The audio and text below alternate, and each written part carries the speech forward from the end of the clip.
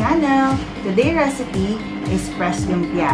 So, ang una po natin gagawin ngayon is tuturuan ko po kayo how to make the fresh lumpia wrapper. And then later, I'll show you how to make the sauce of our lumpia. And the last one will be the filling of our lumpia. So, watch out! So, para po sa ating fresh lumpia wrapper, kailangan po natin ng 2 fresh egg, 2 tablespoons of oil. We have here 1 cup of flour and 1.5 cup of water. So, imimix lang po natin sila. And then later, lulutuin na po natin.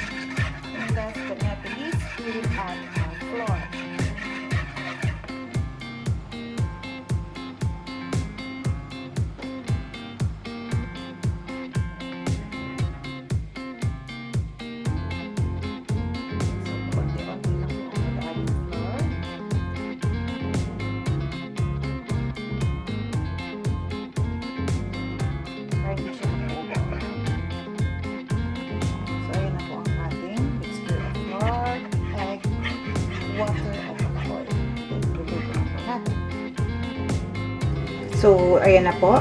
Nagpainit na po ako ng pan. So, make sure you're using a non-stick pan para hindi na po siya dumikit.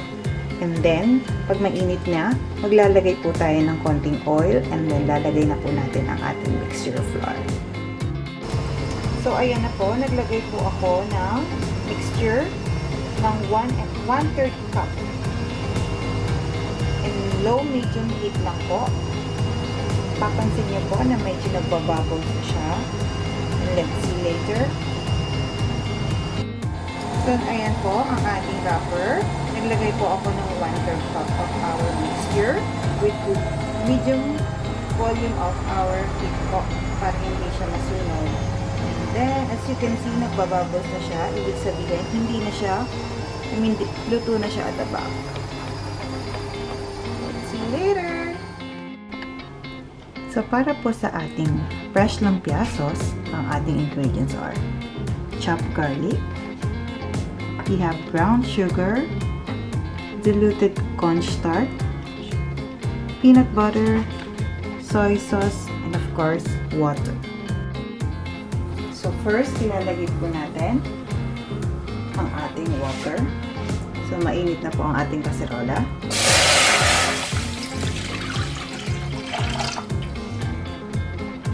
And then, hayaan lang po natin siyang kumulo. So, ayan po. Mainit na po ang ating water. Ilalagay na po natin ang chopped garlic.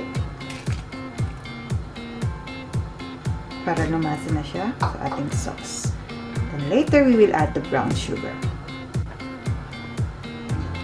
So, kung gusto niyo po ng mas malasa yung garlic, pwede niyo pong dagdagan. Or later, you can actually toppings also fresh garlic on the top of your fresh lumpia. So now, let's add our brown sugar. Then let's mix it. Haluin lang po natin.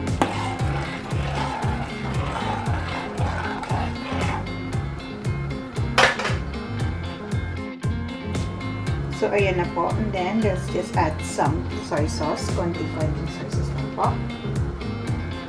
Oops.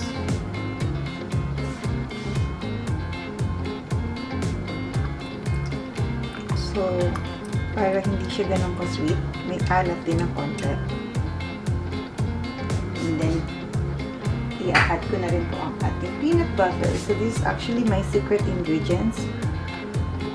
Para mas malasa yung sauce, maglalagay ako ng peanut butter. Aside sa crushed peanut later as toppings. So, ayun na po. In-add ko na po ang ating peanut butter.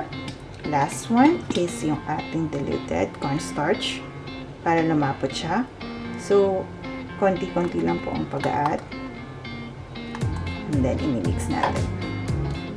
And then, let's see kung gaano kalapot ang ating sauce. So, kung hindi mo pa gusto yung lapot, pwede kayo magdagdag ng more cornstarch.